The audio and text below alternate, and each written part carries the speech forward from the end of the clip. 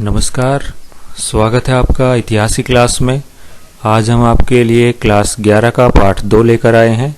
पाठ का नाम है लेखन कला और शहरी जीवन। इसमें आपको असाइनमेंट करवाया जाएगा। ये आपका पहला असाइनमेंट होगा इस पाठ का।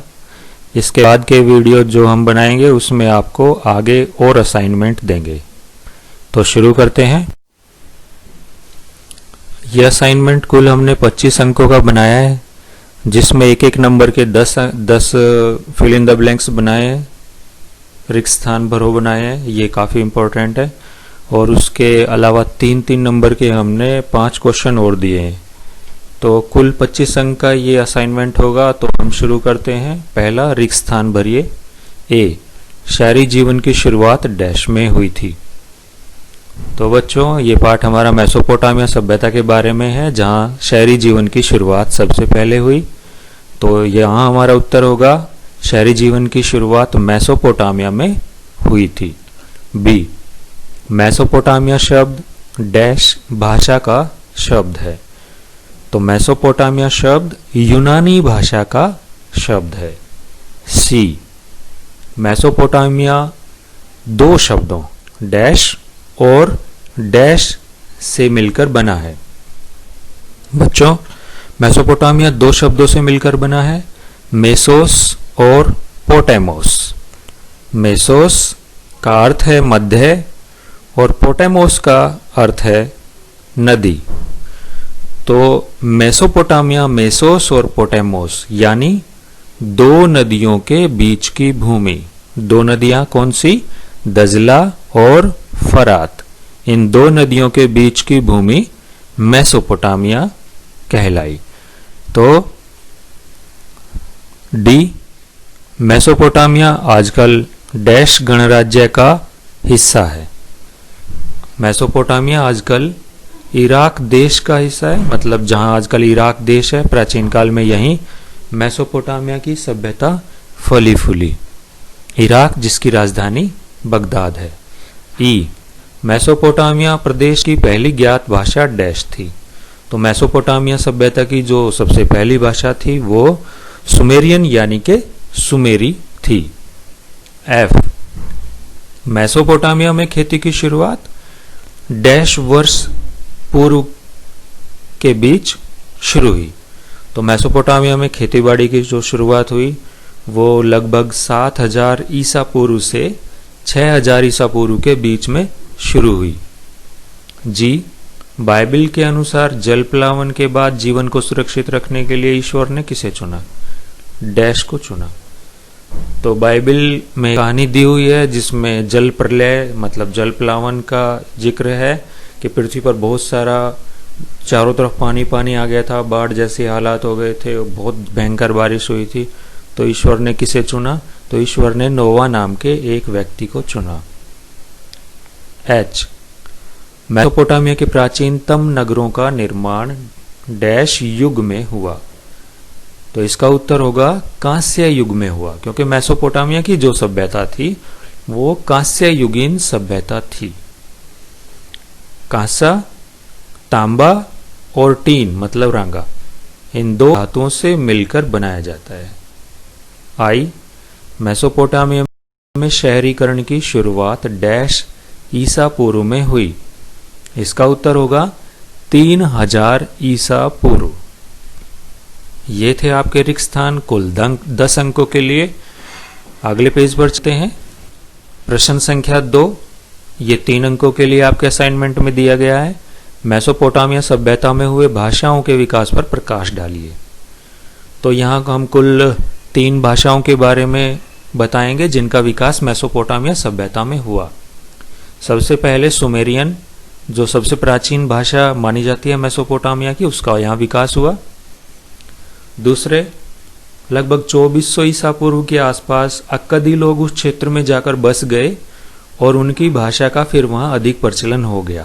तो 2400 ईसा पूर्व के आसपास अक्कदी भाषा का प्रयोग बढ़ गया। तीसरे पॉइंट में अरामाइक भाषा का वहाँ प्रयोग बढ़ा 1400 ईसा पूर्व के आसपास। और ये जो भाषा है अरामाइक, ये हिब्रू से मिलती जुलती भाषा है और इराक में के कुछ भागों में ये भाषा अभी भी बोली जाती है। क्वेश्चन नंबर 3, बाइबल के अनुसार जल प्लावन के कारण पृथ्वी पर जीवन को नष्ट होने से किस प्रकार बचाया गया। तो ये कहानी है जो ईसाई धर्म की पवित्र पुस्तक है बाइबल, उसमें दी हुई है, जिसके अनुसार परमेश्वर ने पृथ्वी पर जीवन को बचाने के लिए, जीवन को बचाने की आवश्यकता क्यों पड़ी, क्योंकि पृथ्वी पर बहुत जल प्रलय आ गई थी, चारों तरफ जल ही जल था। ऐसे हालात में जीवों का जीवित रहना मुश्किल था। तो उन्होंने नोवा नाम के एक मनुष्य को चुना और नोवा ने एक विशाल नाव बनाई। उन्होंने क्या किया कि सभी जीवों का एक एक जोड़ा लिया और उस विशाल नाव में रख दिया। जब जल प्रलय हो रही थी तो सब के सब जो बाकी चीजें थी वो नष्ट हुई, बाकी जीव नष्ट हुए, लेकिन जो उस विशाल नाव में रखे हुए जीव जंतुओं के जोड़े थे वो बच गए। इस तरह से जीवन को पृथ्वी पर जल प्लावन के दौरान बचाया गया। ये कहानी बाइबल में दी हुई है। इसी तरह की एक कहानी मेसोपोटामिया की सभ्यता जो है उसके साहित्य में भी दी हुई है। और मेसोपोटामिया के साहित्य में जो कहानी दी हुई है इसी तरह की पृथ्वी पर जीवन को बचाने से संबंधित, उसमें मुख्य पात्र को ज़्यूस शूद्र या उतनापिस्टिम कहा जाता था। तो ये 1 नंबर में आ सकता है। क्वेश्चन नंबर 4 पर चलते हैं। क्वेश्चन नंबर 4 है, वार का शीर्ष किसे कहते हैं, व्याख्या कीजिए। ये 3 अंक के लिए है, इंपॉर्टेंट क्वेश्चन है, कई बार पेपर में आ चुका है। तो वार का शीर्ष एक सफेद संगमरमर से बनाया हुआ एक स्त्री का मुख है, गर्दन के ऊपर का हिस्सा है। ये सफेद संगमरमर को तराश कर बनाया गया है। यह उरूक नगर में पाया गया है और पुरातत्वविदों के अनुसार ये लगभग 3000 ईसा पूर्व में बनाया गया। इसमें आंखें बनाने के लिए और भौहें बनाने के लिए नीले लाजवर्द पत्थर का प्रयोग किया गया है, सफेद सीपी का प्रयोग आंख में किया गया और काले डामर का भी प्रयोग इसमें किया गया है।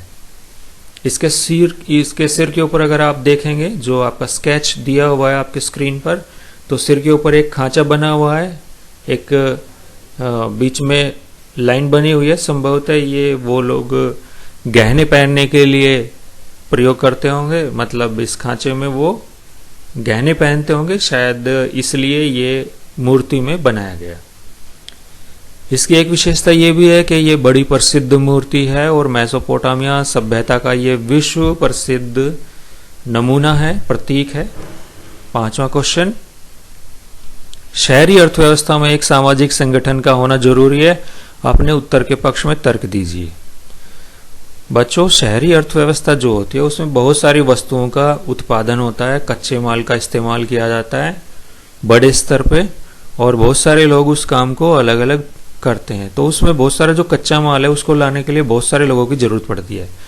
जैसे वार का शीर्ष जो बनाया गया उसमें नीले लाजवर्द पत्थर का इस्तेमाल किया गया या सफेद सीपी, या इसी तरह के बहुत सारे बहुमूल्य पत्थर उस समय दूर दराज के क्षेत्रों से मंगवाए जाते होंगे। तो बहुत सारे लोग इस काम में लगे हुए होंगे सामूहिक रूप से। तो हम कह सकते हैं कि बिना सामाजिक संगठन के ऐसा संभव नहीं हुआ होगा। और शहरी अर्थव्यवस्था में क्योंकि व्यापार बहुत अधिक मात्रा में होता है तो वस्तुओं के भंडारण की भी आवश्यकता होती है।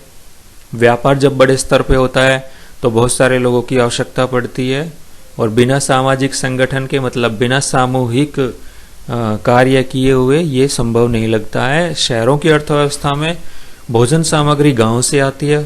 अब गांव से उसको शहर में लेके आना, बाजारों में बेचने के लिए उसको रखना, उसको पहले भंडार करके रखना, बड़े बड़े गोदामों में रखने के लिए बड़े स्तर पे लोग लगे रहे होंगे।